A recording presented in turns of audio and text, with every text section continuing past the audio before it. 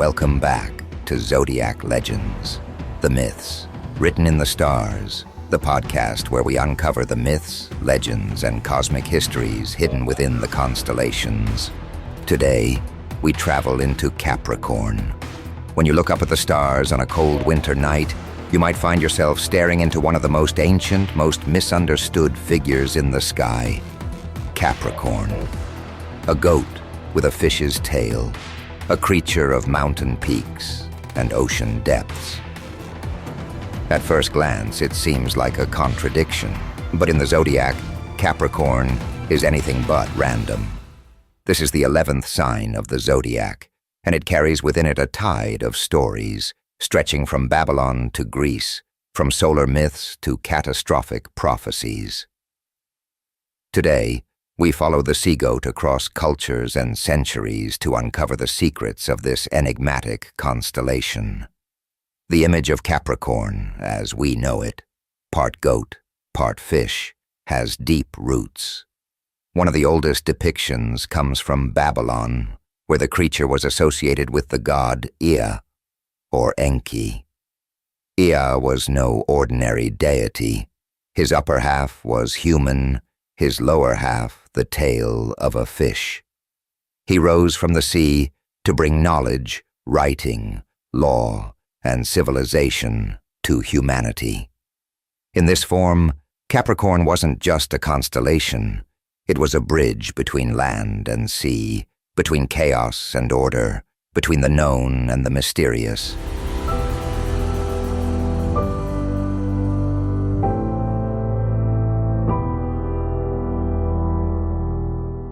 In those times, Capricorn was known by many names. The Romans called it Neptuni Proles, Neptune's offspring. Others named it Pelagi, the ocean storm, or Imbrifer, the rain bringer. Why so many watery names? Because from about 1850 BC to 300 AD, the winter solstice occurred in Capricorn.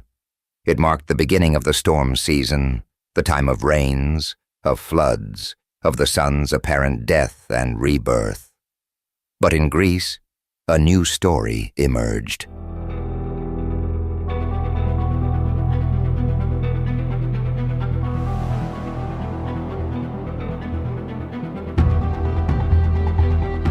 The god Zeus, in his infancy, was hidden away to escape the wrath of his father Cronus. There, he was nursed by a divine goat, Amalthea.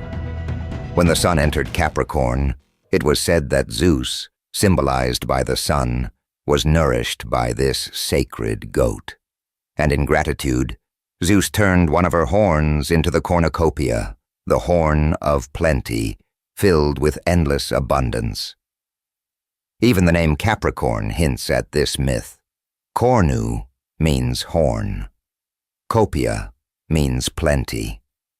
So Capricorn becomes more than just a sea goat. It becomes a symbol of prosperity rising from hardship, of nourishment in the dead of winter. The symbolism deepens. The sign of Capricorn is tied to the Tropic of Capricorn, named so because 1,500 years ago, the sun stood directly overhead in Capricorn at the solstice.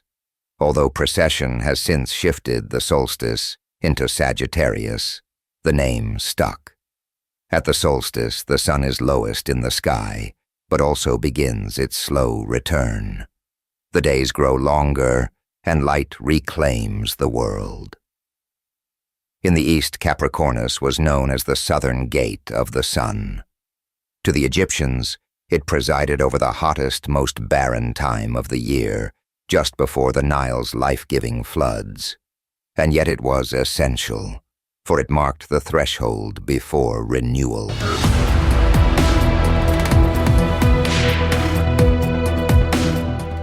The constellation is also linked with Saturn, the slow, stern planet of time, discipline, and finality. Capricorn is Saturn's house. The ancient astrologers believed that souls ascended to the heavens through Capricorn, which they called the gate of the gods. And so, it also became associated with Vesta, the goddess of the hearth, and was seen as the mansion of kings. Roman emperors like Augustus and Vespasian were born under this sign.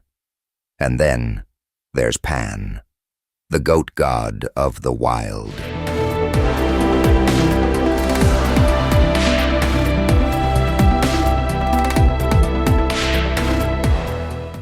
When the monstrous typhon attacked the gods, Pan leapt into the Nile to escape. In his panic, he transformed, but only halfway. The part above the water became a goat. The part submerged turned into a fish.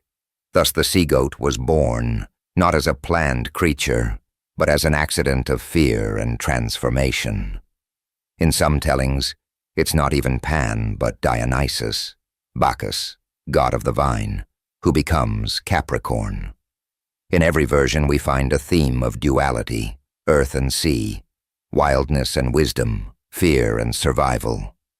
Capricornus also became a vessel for prophecy. The Babylonian astrologer Sargon, writing over 5,000 years ago, claimed that one day all the planets, including the sun and moon, would align in Capricorn. When that happened, he said, the world would burn in a great conflagration, a doomsday hidden in daylight.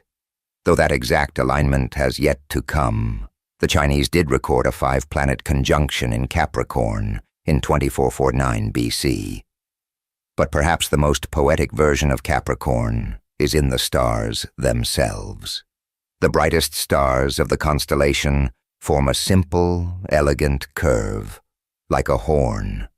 Known as the Buchan horn, it's a celestial reminder of the cornucopia, of nourishment and resilience in the harshest season. While the Greeks saw a goat, the Chinese saw an ox, a beast of burden, a creature that labors through hard times and emerges with strength.